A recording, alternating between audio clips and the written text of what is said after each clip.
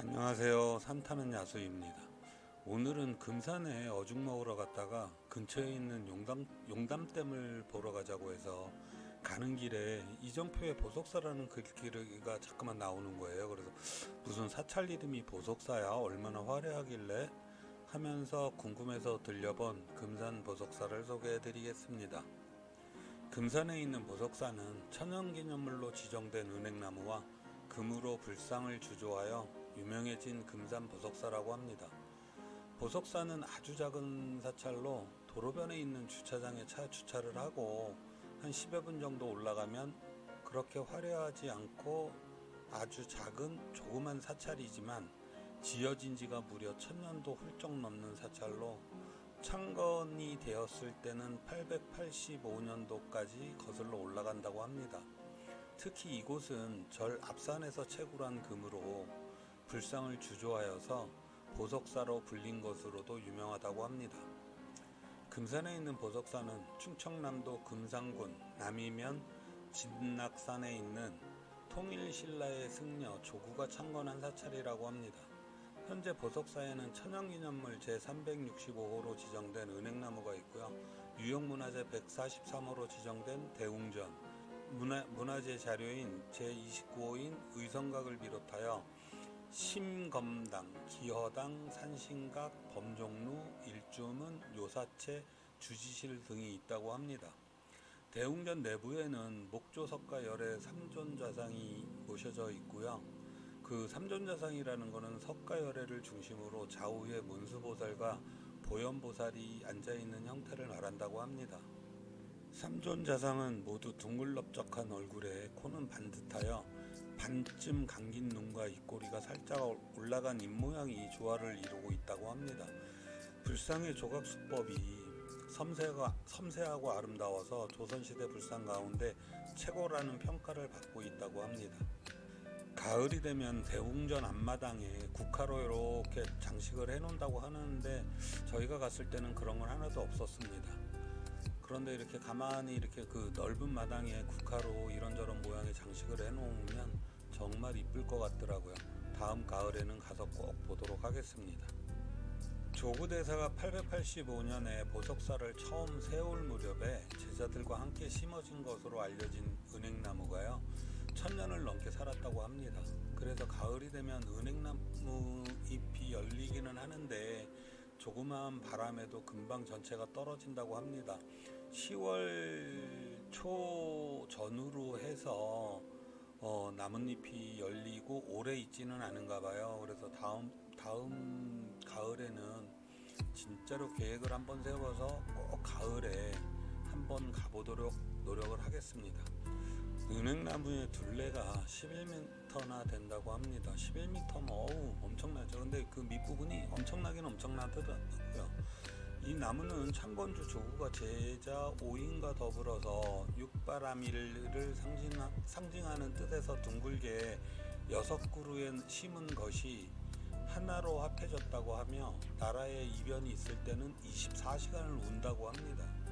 마을과 나라에 큰 일이 생기면 소리를 내어 위험을 알려주며 실제로 1945년 광복대랑 1950년 전란때 1992년 극심한 가뭄 때 모두 소리를 내서 운 적이 있다고 합니다. 실제로 보석사의 단풍은 10월 말쯤에가 은행나무의 단풍이 절정이라고 합니다. 내년에는 10월 25일경에 꼭 가봐야 될 것 같습니다. 11월이 되기 전에 가서 조그마한 보석사의 가을을 한번 느껴보고 싶습니다. 그만큼 아주 이쁘고 아기자기하고 조용하고 되게 좋더라고요. 그리고 보석사는 대한불교 조계종 제6교구 본사인 마곡사의 말사입니다. 그 뒤에 자세한 역사는 전해지지 않고 있지만 1592년 선조 25년에 임진왜란 때 불에 탄 것을 명성황후가 중창하여 원당으로 삼았다고 합니다. 일제강점기에는 30일 본산에 하나로서 전라북도 일원의 33개의 말사를 통괄했다고도 합니다. 그 보석사의 문화재로는 은행나무가 천연기념물 365호고요. 그 다음에 대웅전이 충남 유형문화재 143호입니다. 그리고 현존하는 당으로는 대웅전, 진영각, 신검당, 산신각, 응양각, 채실, 요사채 등이 있습니다. 그리고 종무소 쪽으로, 보석사 종무소 쪽으로 가니까 한 3-4마리의 고양이가 있는데 이렇게 지금 막 달려와가지고 쓰담쓰담 해달라고 그러고, 또 큰 놈은 막 이렇게 다리를 올라타면서 안아달라고 막 올라오려고 그러는 것 같아요. 근데 사람들의 손길이 많이 닿아서 그런지 너무 사람을 잘 따르고 오랫동안 기억에 남을 보석사의 양이들입니다. 다음에 갔을 때도 꼭 다시 볼 수 있기를 바랄 뿐이죠. 어디 도망가지 말고 오래오래 봤으면 좋겠습니다. 고양이들하고 한 10여 분 정도를 놀고 저희는 나와서 그 전나무 숲길이 있어요. 그 은행나무 옆쪽으로 보면 이렇게 이제 굵게 뻗은 나무들이 쭉 서 있고 그 길을 쭉 걸어 내려오는데 바람이 싹 불어오더라고요. 그래서 그 길을 빠져나와서 이런 주차장으로 와서 차를 타려고 하는데 석동지라는 곳이 바로 800m에 있는 거예요. 그래서 석동지 저게 뭐야 하면서 또 석동지를 올라갔습니다. 석동지가 그 마을의 그 저수지더라고요. 근데 좀 규모는 조금 있는 것 같아요. 그렇게 크지는 않은데 마을 뒤쪽에 있는 저수지인데 거기도 한번 둘러보고 또 금산시장 가서 그 인삼 튀김도 먹고, 그리고 이제 700의총을 갑니다. 700의총을 갔는데 4시 35분에 도착을 했는데 동절기에는 4시 30분이면 문을 닫는데요. 그래서 5시까지 나와야 된다는 거예요. 그렇게 적혀는 있는데 4시 35분에 거기를 가니까 굳게 문이 닫혀 있더라고요. 그래서 700의총은 주차장만 보고 앞에 의총탑 그거 보고 그러고 다시 이제 서울로 올라왔습니다.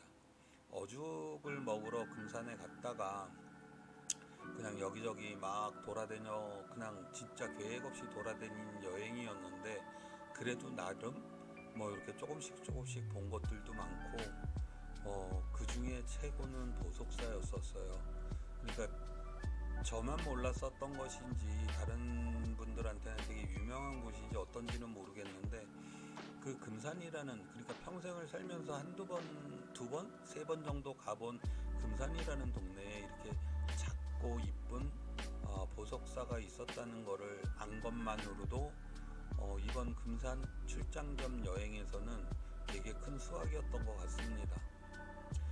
여행이라는 것이 근사하게 계획을 세워서 여기저기를 막 보러 다니는 것도 좋지만 제가 생각하는 여행은 그냥 내가 모르는 도시에 가서 밥 한 끼 먹고 소주 한잔 하고 주변에 볼 것들, 소소한 것들을 보는 재미가 더 큰 것 같습니다.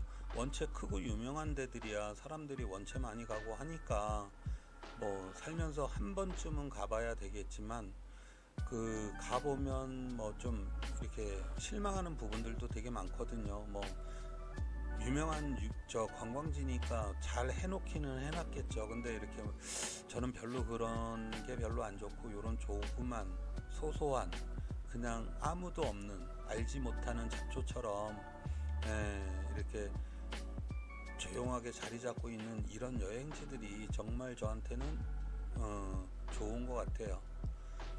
해서 앞으로도 저는 이런 소소한 여행을 자주 할 것 같습니다. 어떻게 어죽 먹으러 가서 이렇게 그냥 어설프게 돌아다닌 하루였지만 그래도 되게 어느 유명한 여행지를 갔던 것보다 좋다고는 말할 수는 없어도 저는 이쪽이 더 무게가 큰 것 같습니다. 지금까지 시청해 주셔서 감사하고요. 오늘 영상은 여기까지입니다. 다음에 더 좋은 영상으로 찾아뵙겠습니다. 즐거운 한 주 시작하시길 바라겠습니다. 굿바이.